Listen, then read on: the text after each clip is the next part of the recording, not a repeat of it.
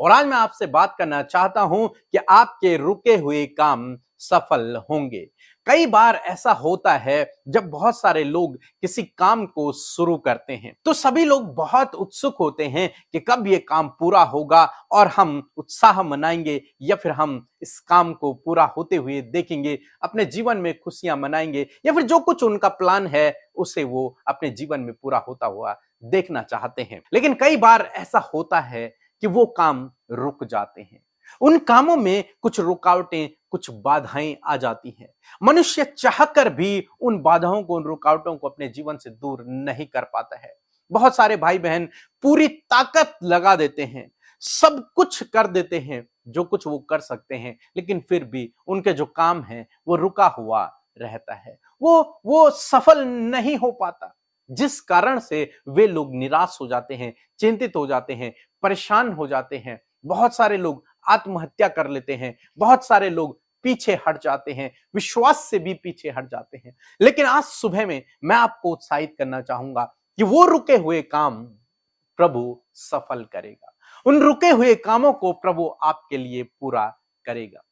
हम नहम्याह के जीवन में देखते हैं, जब नहम्याह ने दीवार को बनाने का निर्णय लिया, उसने सोचा कि मैं यरूशलेम की दीवार को बनाऊंगा। एक भलाई का काम, एक अच्छा काम, उसके लिए उसने योजना बनाई। लेकिन जब वो वहां काम करने पहुंचा तो बहुत सारे लोग उसके विरोध में खड़े हो गए और उन्होंने उसके काम को रोकना चाहा, बहुत कोशिश की उस काम को रोकने की।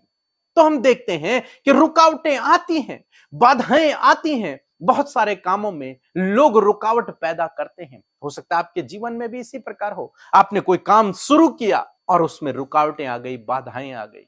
हो सकता है वो आपकी जॉब हो, आपका बिजनेस हो या फिर कोई कंस्ट्रक्शन वर्क हो जिसको आपने शुरू किया लेकिन वो अधूरा ही रह गया, आधे में ही रुक गया और आप चिंतित हो गए, निराश हो रहे हैं, परेशान हो रहे हैं। तो आज सुबह में मैं आपको उत्साहित करूंगा कि वो काम प्रभु पूरे करेंगे, वो काम को प्रभु सफल करेंगे।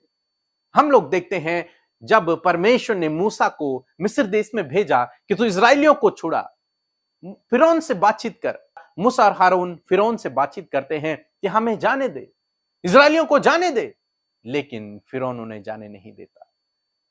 वो दोबारा उनसे बात करते हैं लेकिन वो जाने नहीं देता। रुकावटें, बाधाएं आ जाती हैं जिस कारण से इजरायली लोग निराश हो जाते हैं, मूसा पर कुड़कुड़ाने लगते हैं। जब उन्होंने इस बात को सुना कि परमेश्वर हमें इस देश से छुड़ाएगा और एक अच्छे देश में लेकर जाएगा तो वो बहुत खुश हुए, आनंदित हुए। लेकिन जब रुकावटें, बाधाएं आने लगी तो वो बहुत निराश होने लगे, दुखी होने लगे, मूसा पर कुड़कुड़ाने लगे।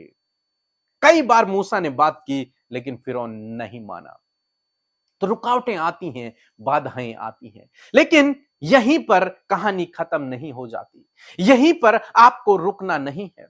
इसका मतलब ये नहीं कि ये काम बंद हो गया या फिर आप आगे नहीं बढ़ पा रहे हैं तो यहीं समाप्त हो गया। नहीं, कहानी यहां समाप्त नहीं होती है।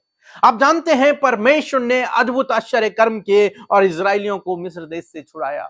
आप जानते हैं कि नहम्याह ने भी जिस दीवार को बनाने का निर्णय लिया था उस दीवार को पूरा किया, विरोध के बावजूद भी, रुकावटों और बाधाओं को बावजूद भी। क्यों? क्योंकि परमेश्वर उसके संग में है, क्योंकि परमेश्वर अपने लोगों के लिए कार्य करता है। आज सुबह में मैं आपको उत्साहित करूंगा कि प्रभु आपके लिए भी कार्य करेंगे, आपके जीवन में भी प्रभु कार्य करेंगे। जैसे इनके लिए किया वैसे ही प्रभु आपके लिए भी करेंगे। चाहे कितनी भी रुकावटें, कितनी भी बाधाएं क्यों ना आ जाएं, आपको निराश नहीं होना है। बाइबल कहती है नीति वचन की किताब उसका 16 अध्याय 3 पद, अपने कामों को यहोवा पर डाल दे, वह तेरी कल्पनाओं को सिद्ध करेगा।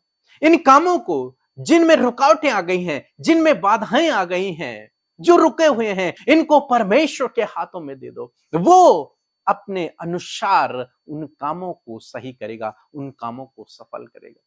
आप सोच सोच कर चिंतित ना होएं, आप सोच सोच कर निराश ना होएं, आप अपने जीवन में कोई गलत निर्णय न लें उन परिस्थितियों को देखकर, बल्कि उन कामों को यहोवा पर डाल दें। अपने जीवन में आप आगे बढ़ते चले जाएं और जो काम रुक गए हैं उन्हें आप परमेश्वर पर डाल दें। उन रुके हुए कामों को प्रभु सफल करेगा, जैसे नहम्याह के लिए किया, जैसे मूसा के लिए किया, इजरायलियों के लिए किया, वैसे ही प्रभु आपके जीवन में भी करेगा, आपके लिए भी करेगा। इसलिए दोस्तों, उन रुके हुए कामों को देखकर आप निराश ना हों, चिंतित ना हों, परेशान ना हों, दुखी ना हों, पीछे ना हट जाएं। बल्कि ऐसे समय में आपको और मजबूती से विश्वास में बने रहना है, प्रार्थना में लगे रहना है, क्योंकि सही समय पर प्रभु आपको बढ़ाएगा। उन बंद दरवाजों को प्रभु खोल देगा, उन रुकावटों को प्रभु दूर कर देगा और आपके उन रुके हुए कामों को प्रभु सफल करेगा। सो प्रभु आपको इस वचन के द्वारा बहुतायत से आशीष दे।